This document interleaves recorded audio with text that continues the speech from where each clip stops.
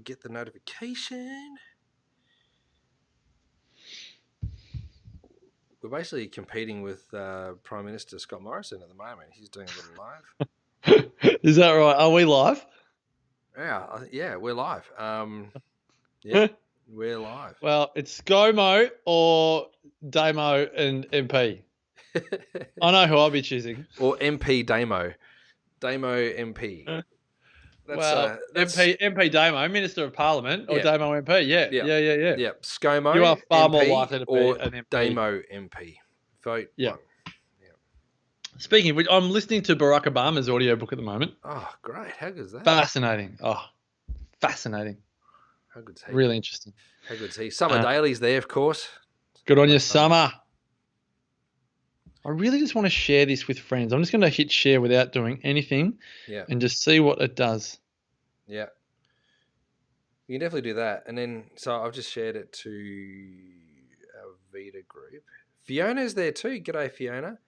Hi, everybody. So good. So good. I love that. Oh, you get that awkward intro where we're just getting ourselves set up for this? Yeah, exactly. But it can't share it to the actual, personal page or something anyway. What do you mean? Which personal page? Oh, just Marcus Pearce. I can only share it in groups. No, you should be able to do it. Just click on share. Yeah. And then click on write post. Oh, nice. Yeah. Here we go. Thanks for putting it up with Fiona. Some non-PC chatter about to take place. Oh, love this time of the week. Love this time of the week. Sorry, everybody. Just male brain can't really do two things at once. How's that for non-PC? But it's true. Love this time of the week with my great mate, DK. All right, I'm going to post that. Here we go. Cool. I really want to fit in 2 episodes if we can, because we'll be ahead by 3 weeks. So when you and Jim Jam go on a nice big holiday, which is next week, by the way, which is next week. Yes. So let's make sure. I've got footy training. As long as Palaszczuk opens us up, lets us in. Oh mate, I'll go to the border and just make sure that I can usher you in. Don't worry. It's just half an hour up the road. I've got a few flying favours a lot to pay further off. higher than you. We're going to Port Douglas. That's fine. I'll find a way. Don't worry. Thanks, mate. What did you learn, Fiona? It's so good. All right. Okay. So, will I have a crack at it without the intro again, or will I go and find it? Give it a go. Give it a red hot go. RHG. Are we up to 430 or are we 431? No, it must be 430 because we did 429 the other day. Yeah. Yeah. All right, and then 428 would have come out on Monday. 429 we've already done. That comes out this coming Monday. We're about to do 430. Yeah. Fiona Davis has just learned how to share lives on Facebook, as I have as well. All righty. Well, if you reckon we're ready, I'm ready. All right, ready. Okay. In 3, 2, and 1.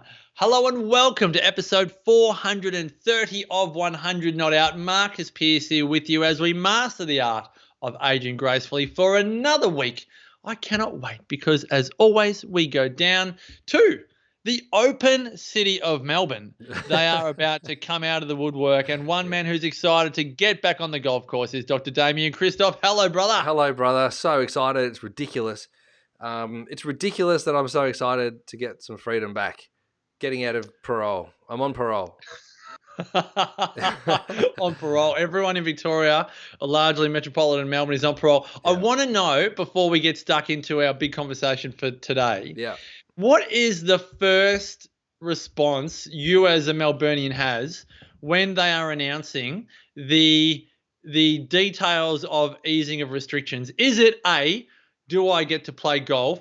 B, do I get to reopen Vita? Or C, do I get to see my friends and family? A. I love your honesty. Yeah. I love your honesty. The first thing. I didn't even give you a D, all of the above, because it had to be one of them. Yeah, well, let me tell you the reason why that is the case. Because for me, a great piece of my recreation and my mental health comes from being able to be with my mates on the golf course. That's a great piece of my mental health. So important. some people go, oh, you can just go for a walk. And yes, I can just go for a walk, do my 2 kilometers or 2 hours a day, no problems. That is true. That's possible. And I have been doing that, and Amber and I have had some great conversations, and we go for nice walks, and that's really great. And I love Amber. And I also want to be able to spend time with my mates, who I also love and want to spend time with them, but I love hitting the golf ball in a safe environment, 100 metres apart, where there's no COVID on the golf course. So I really love that. From a practice perspective, I am filling my bucket with my practice members at the moment. I'm able to go into the office. I'm able to see people who feel that their health would deteriorate if they were not able to go to the chiropractor. And for me, that means that I get an opportunity to see pretty much everybody in my practice, which is great. So we understand the direction of the DHHS, and that's how we've interpreted it, and it feels right. So I've got my bucket filled there.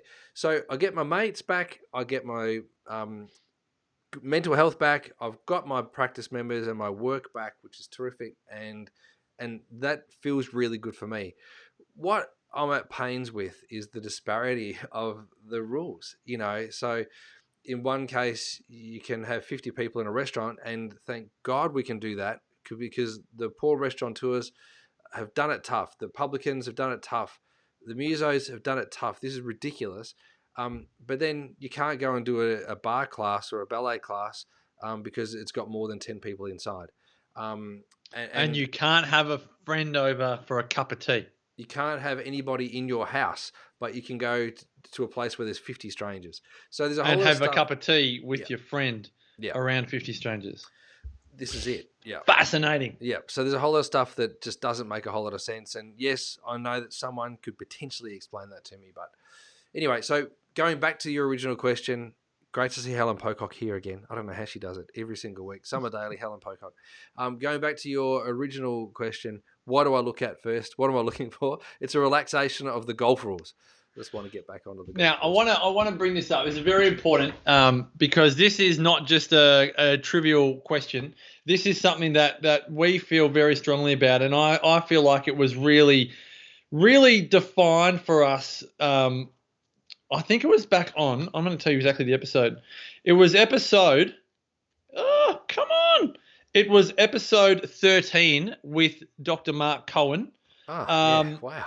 Mark. And he was talking to us about he's a medical doctor by profession. He was talking about his experiences in clinical practice, and he was talking about, I'm looking for the quote, but I'm not going to find it, so I'm not going to attempt to, talking about how he would prescribe to patients, you know what, I'm going to prescribe to you 3 hours of making your model aeroplanes for the week because you've been too busy to make your model planes and you're stressed out, and I'm going to literally write on a prescription pad, go and make your model airplanes. I'm going to write a prescription for you to go and do your ballroom dancing classes because you're coming in here feeling depressed and lonely and sad. Yeah. Here's a prescription for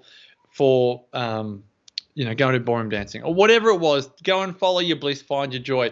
For some people, they go, oh, golf, I couldn't think of anything worse, walking around a golf course for 4 hours.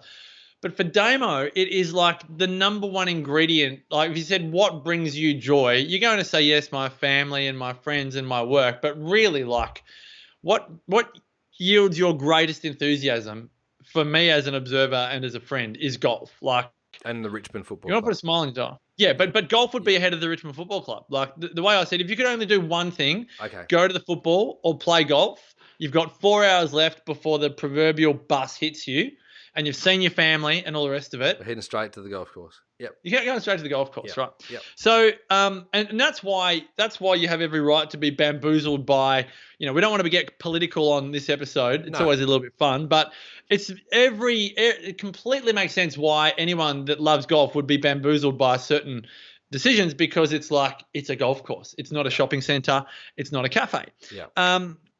But really what we want to talk about today is identifying, for every single person that's watching and listening here, is what is it that gives you that enthusiasm, that buzz, that if you are down, and you are flat, and you might go to the doctor saying, I'm just not feeling myself. Mm-hmm. And if you went to Professor Mark Cohen, 30 years ago, and he said to you, go and play a round of golf. I'm not giving you a medication. I'm giving you a prescription to play a round of golf. Like, what would the doctor give for you, the listener or the viewer? But Damo, can you maybe just put into words, what for you, give us some experiential kind of explanation of how this cleanses your mind and your heart and your soul and your body when you're out there on the golf course.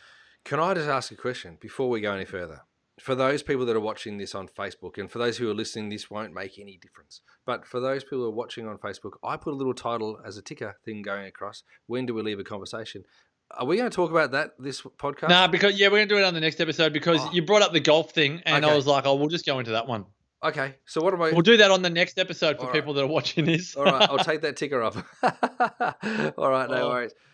Great. Have fun doing that whilst you answer my question. Well, I want an experiential response as to the qualitative benefits that playing golf gives you, that you can share with people so that they can identify that feeling, because it's not about golf, it's about the feeling that golf gives you. Yeah, well, there's a few things that I love. One, I love being in the outdoors, and I also love being out hiking, or I love being out on a mountain bike, or camping, or some of that. So I love being outside. I think that's a really great thing. I don't like being inside. I love movement. So the ability to go for a walk, and the course is say around 6.5 kilometers long. It might take me 7.5 or 8 kilometers to get through the course because I might zigzag a little bit. To get that little bit of exercise is really great, like really, really great. What I do love is the mental challenge of hitting a tiny little white ball somewhere between 100 and, let's say, 300 meters with one shot with a club that I get to choose is going to go that far into the wind or against the wind or whatever. And I have to think about how I'm going to get that ball to the hole in the required amount of shots. So par 4, I want to get the ball in the hole in 3 shots or 4 shots, preferably not 5 shots, and definitely not 6 shots. So there's a mental game there that I play with myself to be able to improve and just get better and better and better at playing golf. It's something that I picked up late in my life. I've only been playing golf for 5.5 years or so. And so for me, it's been this really great intention to bring my handicap down. So I love that challenge.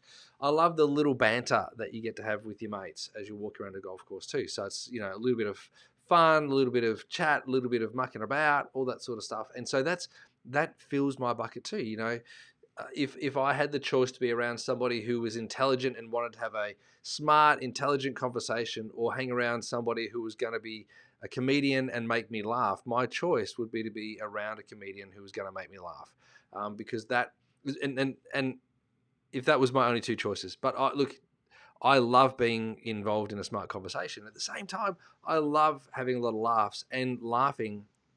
That serotonin hit you get from laughing is unbelievable. So that's addictive. So I love that too. So there's all of those sorts of things. I love to hear the kookaburras when I'm trying to play my shot, or I love hearing the magpies make their noises. I'm looking for the nature. I look at the bin chickens and the ducks that are in the trees, and I'm looking at all these sorts of things and thinking, my gosh, isn't this unbelievable? So there's a whole lot that I see on a golf course that's not just the ball. All right, this is wonderful. Thank you for sharing. So I've just written down some notes here. So I'm going to say you have a spiritual experience by being in the great outdoors and have a connection to nature that feeds the soul. You fulfill the growth element of your life because you've got this mental challenge of hitting a white ball and bringing down your handicap, and you love that.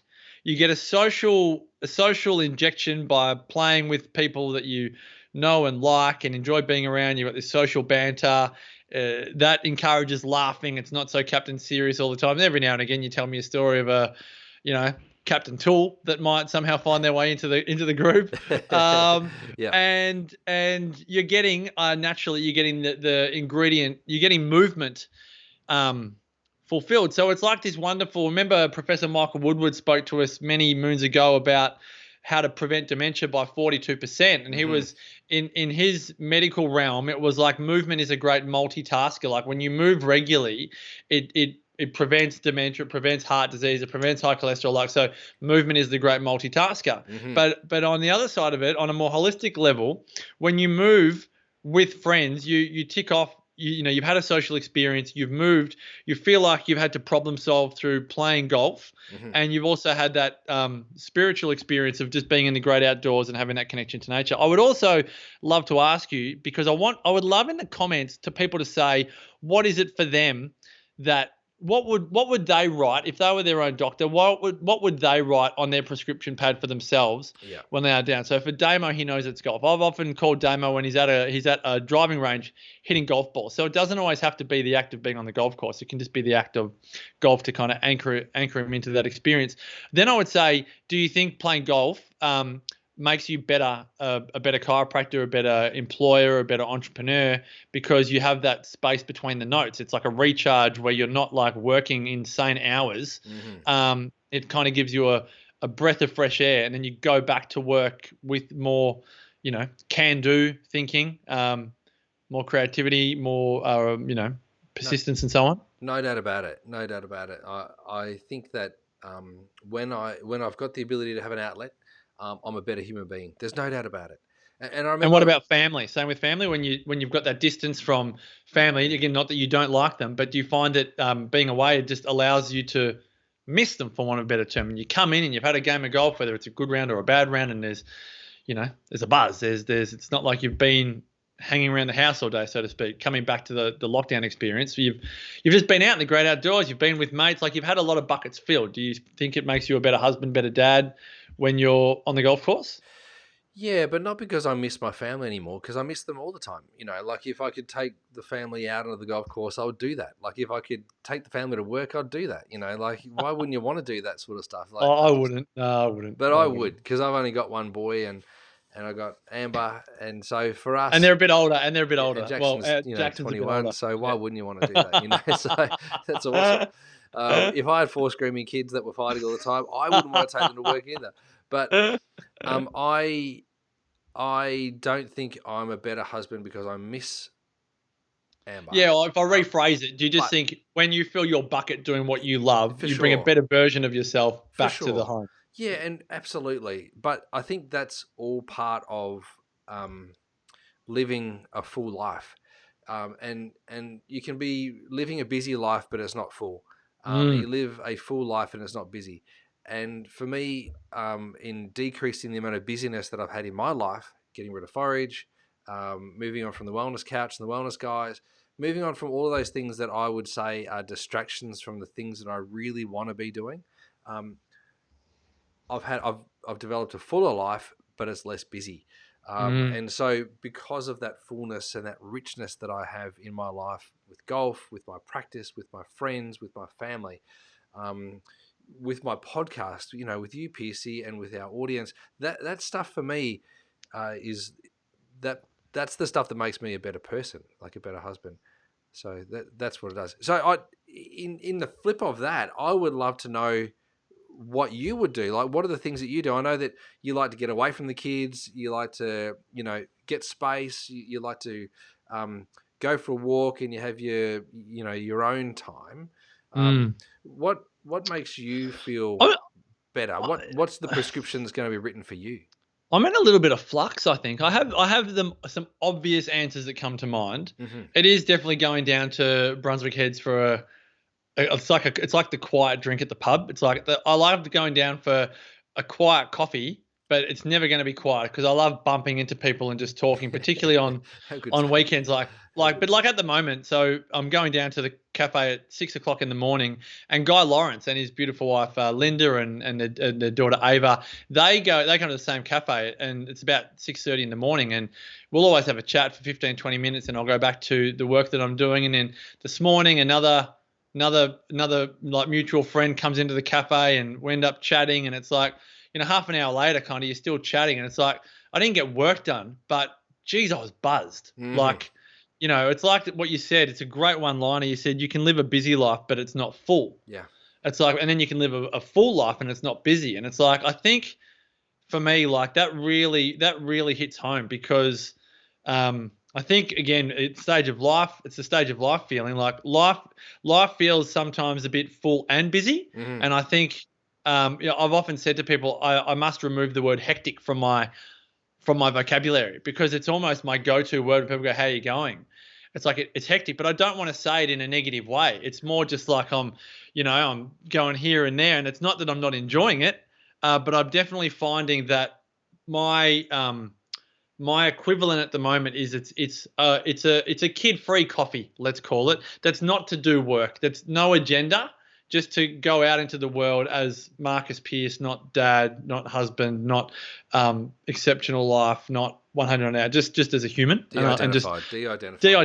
Yeah. Love it. And then I think, again, it's a bit cliche, but I still, I hadn't been reading much lately, and there's a book that I've been wanting to read, and I just picked it up last night because I've found that at night I haven't been switching off from work stuff, and I haven't watched a movie in weeks, but I do watch football on weekends, and I would find on weekdays I just catch up on footy news at the end of the day, and it's not the ideal come down.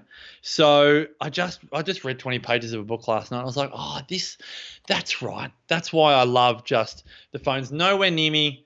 The house is quiet. I got a cup of tea and a good book. And then you get to that point where you're like, I'm genuinely ready for bed now. Like you can just feel the heart rate drop. And I'm sure you probably feel like that, the first 20 minutes of your golf round. And that is if you've been hitting them well. But that just you know how it takes a while to relax, or it takes a while to go, I've been a bit wound up. Like I've been go.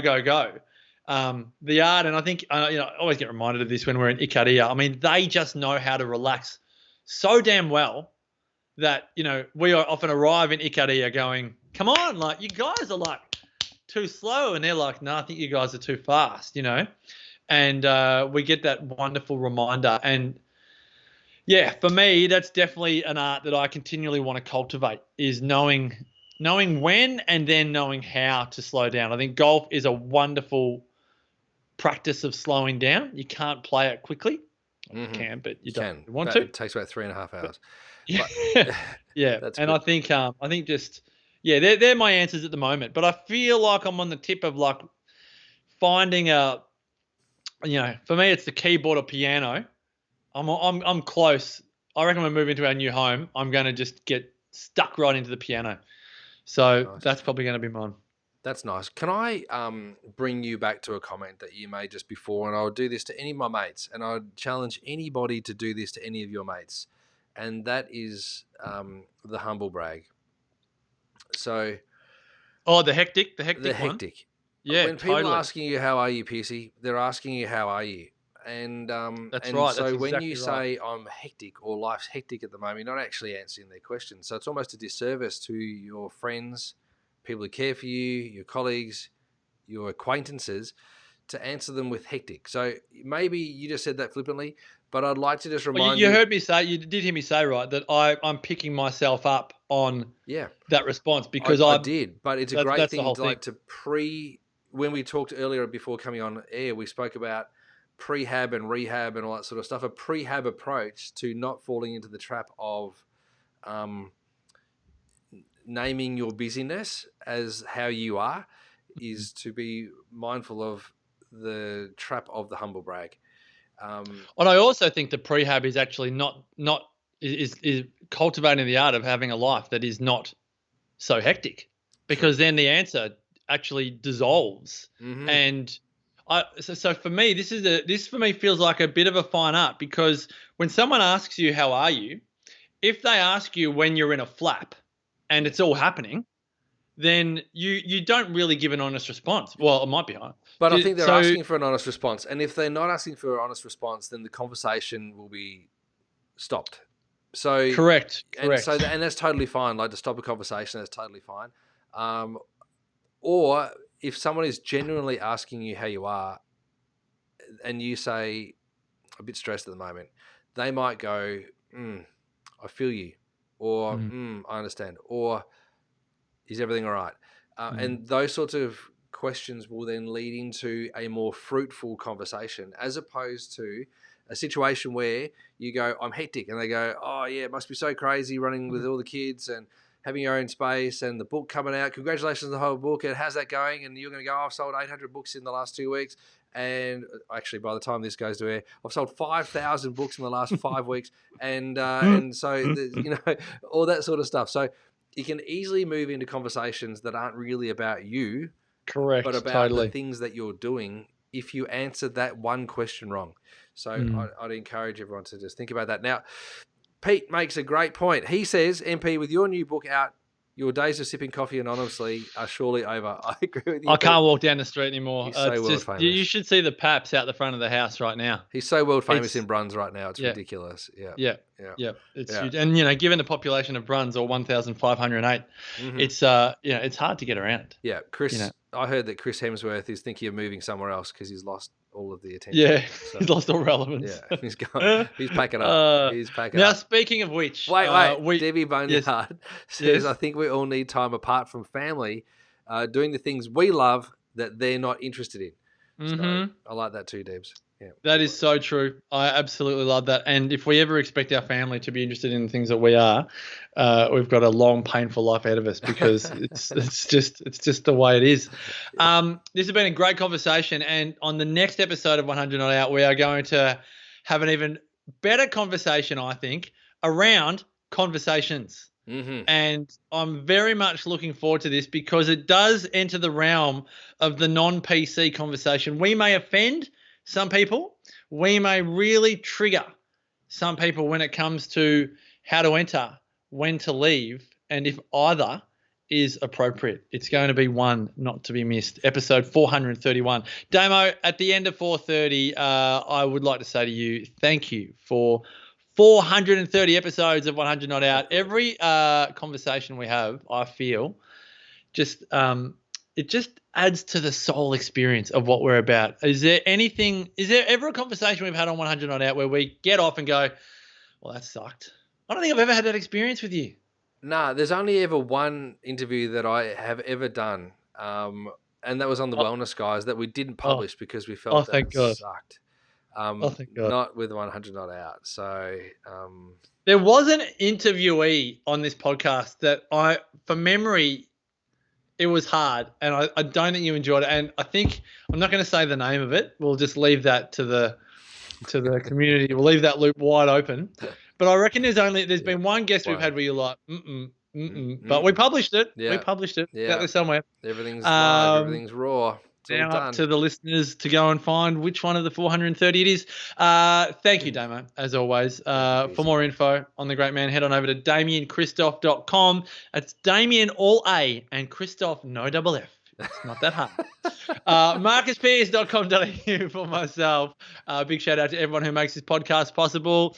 Thank you, Joseph Tomo, for all your wonderful editing. Thank you to all of our listeners, viewers, community members of 100 Not Out. Until next week, as always, continue to make the rest of your life the best of your life. Bye for now.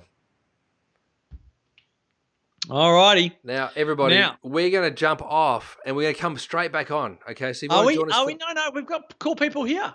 Let's not jump off. All right. Well, okay. All right. Well, it's just difficult. Put it on YouTube as a double episode. Right, I've got the audios here. Right. Double episode on YouTube. All right. Okay. Here we go. Can you handle it? I can do it. I can do it.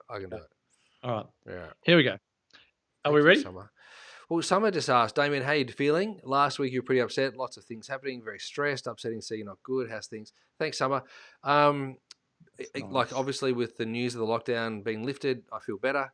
I was very sad last week as well because Isabel Wallace, who we interviewed only a few weeks ago, she passed away, and that's Amber's grandmother, and so the funeral is coming up next week, and so that was very, very upsetting, particularly under the circumstances and the way in which that actually happened. It was very sad, and she was so good, wasn't she? How good was she? It was just unbelievable, right? So,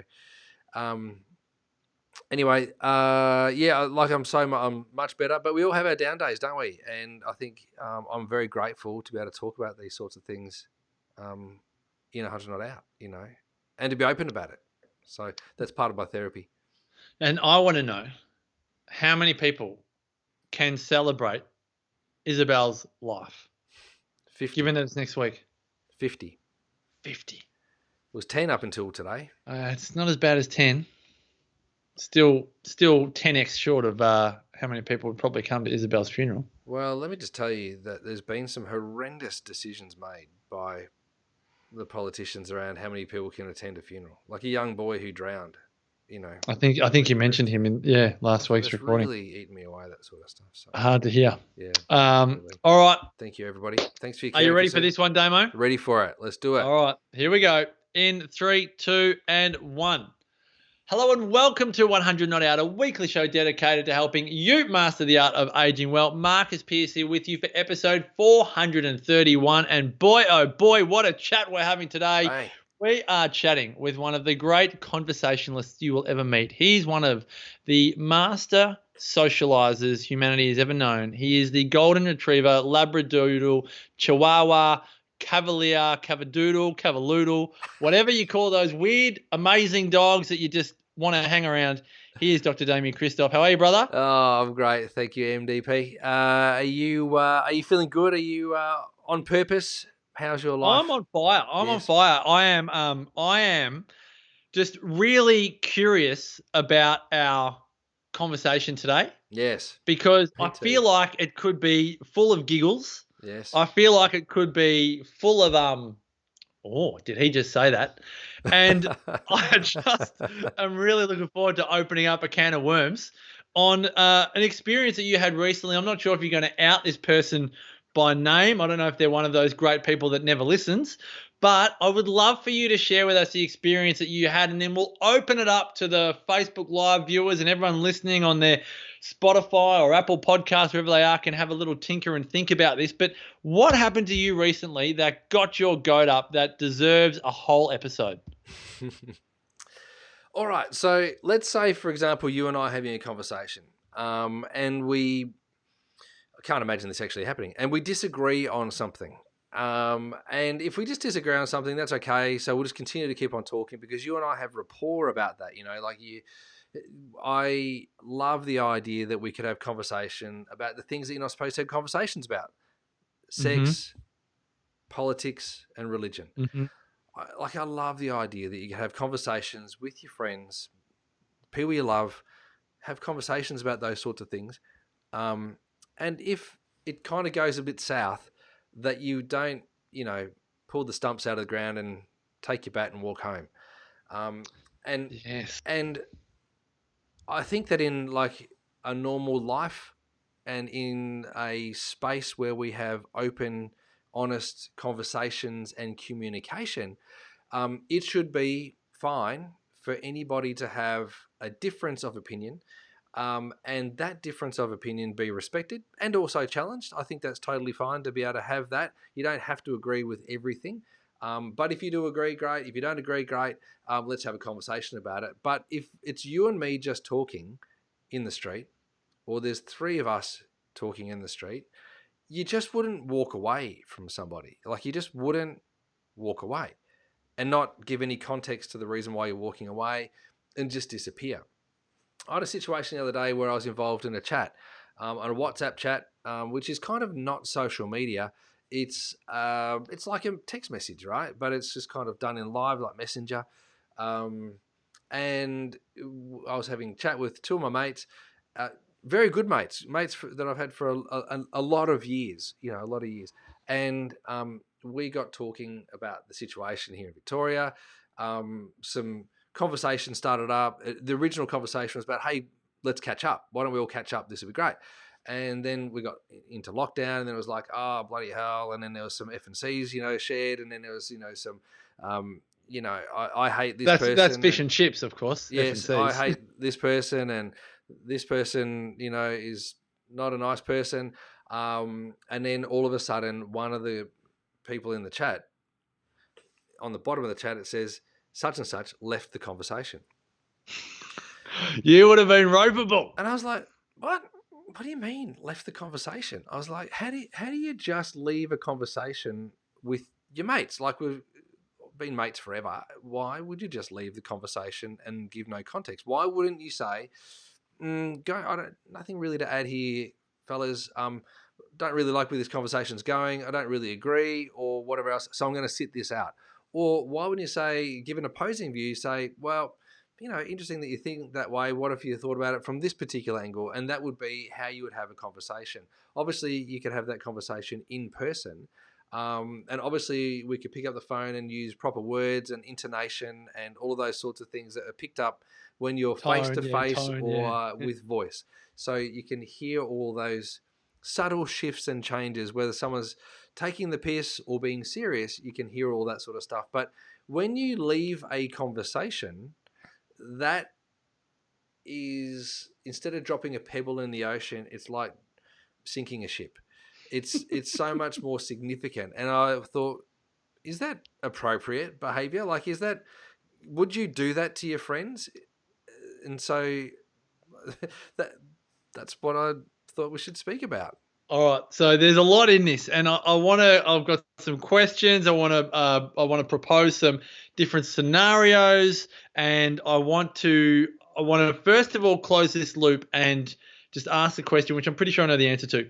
This person, this dear friend of yours, left a conversation where they didn't agree with the content of the conversation and has not re-entered the conversation. So that's right. There's no re-entry, right? No. So it's not like you leave and you're gone. So it's not like being at a dinner party where I'm going to be so generic here, and anyone that doesn't like this general conversation is going to have to leave and turn off. Blokes are at a table and they start talking about sport, and people that don't like sport go, I think I'm just going to leave for 20 minutes until they've spoken about their sport. But they're not angry. They're not putting their hand up. They're just going to go and leave for 20 minutes because they just don't like that conversation, right? But then they're going to come back and they're going to change the topic to something else, right? Mm-hmm. So I've written down here, sit it out, disagree, or leave. And I want to know if we've missed a scenario. Obviously, there's a scenario in there called agree and engage, right? Mm. Is there a missing scenario that could have played out for you that would have tickled your fancy? And this comes down to how we all behave in social interactions. Because I know, Damo, that there will be some people on this episode listening or watching that would also leave when they disagree. It's the silent but deadly. It's the silent, just it's the vote of disagreement, right? Yeah. Are there any other scenarios that could have played out here? Well, can I say, this is different to when you're on Messenger and someone adds you to a group chat. Yes, so totally. You get added to a group chat. All of a sudden, someone's sprouting on about, this amazing new supplement that they've found. And, it's the best supplement that anybody's ever seen. It's going to help you with your redox pathways. And I can't wait to share you with it all because it's made me look 30 years younger just overnight. So when you get those sorts of, you've been added to a group chat, of course you're going to leave those chats because they're unsolicited. That's never happened to you, has it? Never. Those unsolicited, I'm adding you to a chat things, you leave. The other chats that I've left where you might go, well, you've left a chat, Damo. I've left a chat once before in WhatsApp where I was invited to be part of a chat. I set up a chat to help some guys with some weight loss challenges, some health challenges, and all I got was negativity and pushback from the suggestions that I was, giving. So it was like, no, I don't want to eat that. No, this is all too hard. No, this is, I give me a different sort of approach. And I said, guys, this is all too much. This is not what I'm doing this for. I'm doing this the goodness of my heart to help you guys. You either like it or you lump it. Let me know what you want to do. Oh, can't you just make it easier? I don't want to do this sort of stuff. I said, I'm out of here. And so I left the chat. And then I reached out to each of them individually and said, I've left that chat. You guys can keep it going. But there's nothing that I can do in that chat because it's specific to a weight loss chat that you guys don't want to have. So I left that. In this situation, this is a chat between three mates about catching up. Let's all catch up. Now, obviously, that chat about catching up was halted because of the lockdown, and so then the chat then moved into something that was, let's say, political. Topical. And then this person topical. It was just topical. But we're mates, so I just kind of don't understand why you would just up and leave, like take your bat and walk home. Like I don't understand that. Well, this is the thing. So Debbie Bunyard is saying, and this is where we can transfer some of this into an in-person conversation. Debbie's question is the person that left an introvert or extrovert? Maybe they did not want to speak their mind for fear of not being able to state their case. This is where I think Damo and I are pontificating on this, is that when it's a genuine close friend, we think, and I agree here, is that regardless of whether you feel comfortable or not disagreeing with your friend, you don't actually have to leave the room, so to speak. You don't have to leave the conversation. The vote of disagreeing, it's not even that's not the point. I think the point is that as close friends, you actually feel, and I know you're a feeler, Damo, you probably feel that your mate almost, I don't want to draw too big a bow here, but it's like they let you down. They deserted you. They didn't have to agree with everything that you say or think, but it's like when is that how it is? Like when times get tough, when we disagree, you just flee, just disappear. It's like shivers, man. What happens if I'm really in trouble? You disagree with the context of my trouble. You know, let's say I went broke for a bad business deal and you think I could have done better, or I became a problem gambler, or I became an alcoholic and you don't drink alcohol and you don't have any compassion. Does that mean that because you don't agree with it or you don't agree with me that you leave? I think that's what we're getting at here, is that these subtle behaviors that actually show up. What does that mean? Like when you leave a conversation, what does that mean? Like, yes, Debs, I get it. Could be an introvert, could be an extrovert. I won't answer that with regards to this person because it'll give it away who this is. So I would say that in the context of this conversation, if it was three mates sitting around having some soda water at the pub and we were having a conversation, if you got up and left the table and didn't say anything and then went home, which is the same as just leaving a conversation, is that appropriate? And it goes even bigger into the quality of friendship. With your friendships and the people that you surround yourself with, do you have to agree with everything they say? And this even applies to family. I think it especially applies to family. And do you have to leave and put your hand up, or just, storm off or leave quietly? How do you have to show disapproval? So because when I hear this, Damo, in my friendship and or family groups, my behavior, depending on the topic, I've got a few different behaviors here. If I want to push buttons and I really want to drop a grenade in the social table, I'll just say something offensive or button pushing because I just want to jazz up the conversation, which I think it's a fun and wonderful thing to do.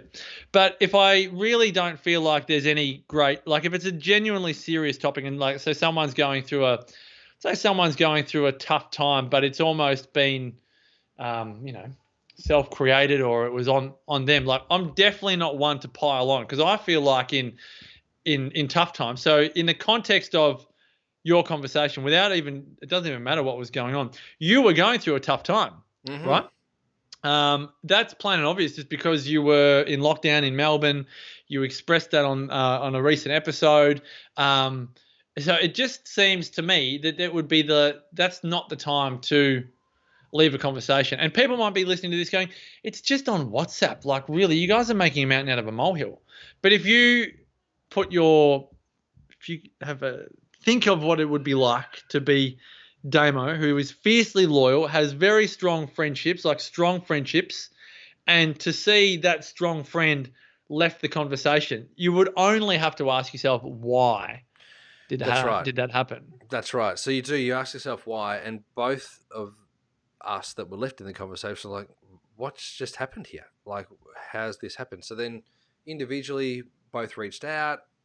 The answer to "Are you okay? Is everything all right?" was just had nothing else to add, and that was it. Full stop. And for me, that was like, okay, well, if you disagree, that's totally fine. I respect that, but you don't leave the conversation. You don't know. So if you're sitting at the dinner table and everyone's having a conversation that you disagree about, you don't have to leave the table. Sometimes, for me personally, I actually really love to sit in these conversations and just observe all the differing views and, sip on my soda water and just watch the entertainment unfold without getting, emotionally attached to it, particularly if I have a differing view. Mm-hmm. But I think it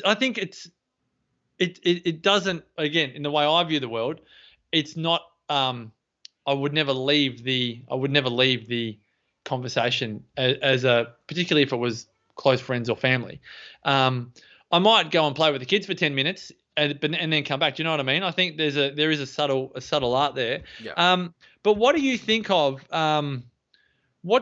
So we both think that in our view of the world that this individual would have been wiser just to stay in the conversation, but not actually have to leave and just let all the comments run through. I'm sure we've all been in real life conversations and digital chats where there's all these comments coming in, but you don't have to engage. You don't have to engage. Like, I always think it's interesting the amount of people that come out of the woodwork, even in our podcast, that have listened to us whilst ironing the shirts or dropping the kids off or going for a walk for 7 years, have never actually engaged in the conversation, but they're listening to the conversation. Does that make sense? Yeah.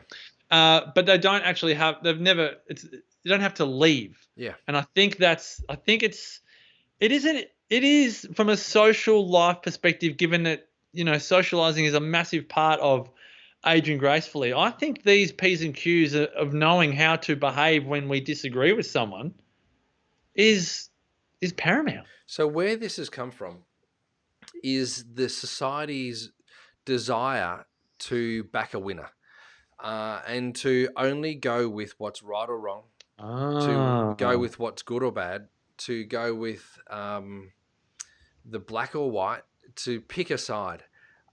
So you can't have a conversation whether it's blue or red. It's or a combination. Like, you can't have those conversations anymore because people have been siloed into a bundle. So if you question something these days, you're then to be seen to be anti whatever that is, or pro whatever that is. Oh, no grey, no grey, no colour, no rhythm.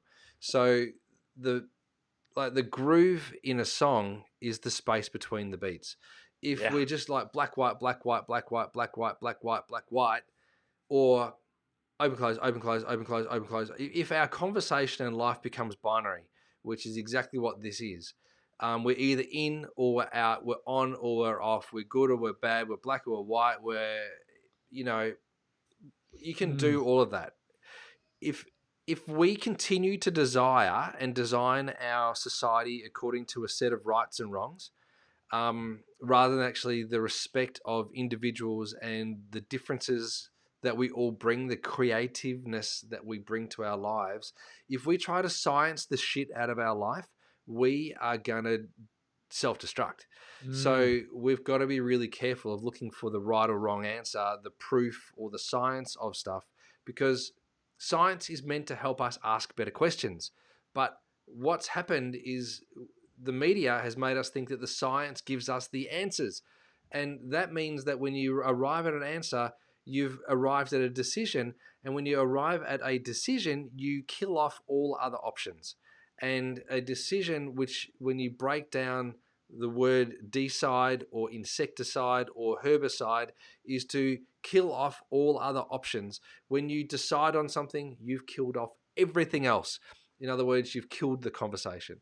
So in this situation, I was surprised because the conversation between us as mates had always been what I thought open to interpretation, honesty, because that's what a friendship is built upon. It's great. A friendship is great. It's not black or white. It's not red or blue. It's every color of the rainbow. That's what a friendship is, and that's what a marriage is. And a marriage of friends is coming together of two people or a group of people that would engage in a lifestyle that embraces the differences and the similarities and then builds upon and gives strength to.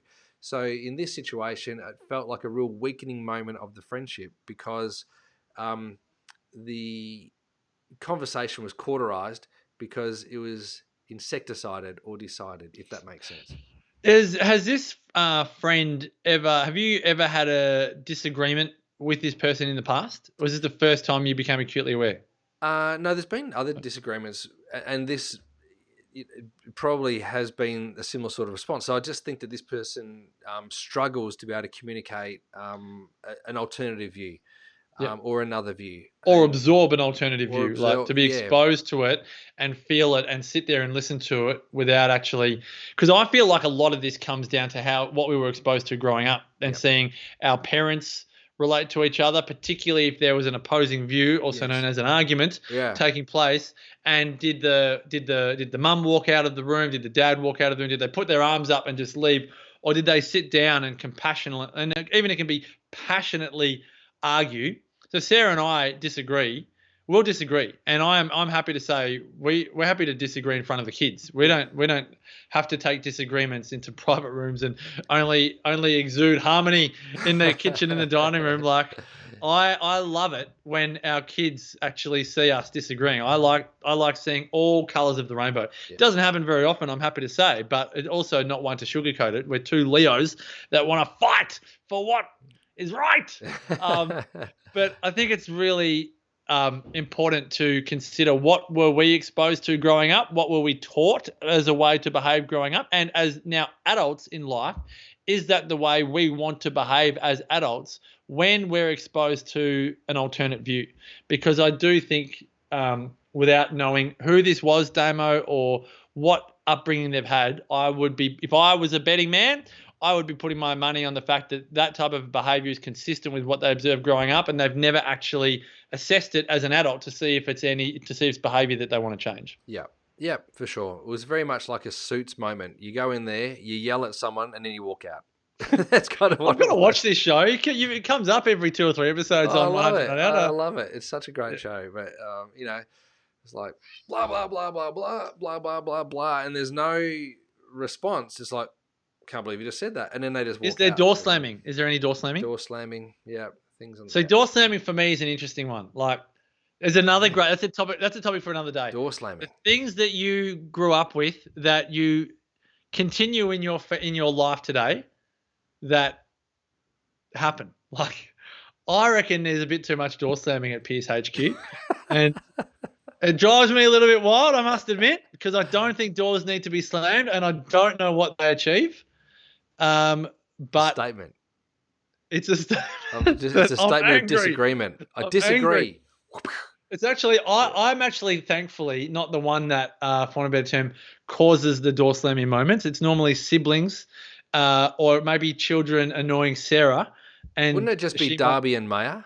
Oh, Darby. Yeah, that's who would be slamming the door, right? Yeah, maybe a bit of Seabear, bit of Darby, bit of Maya.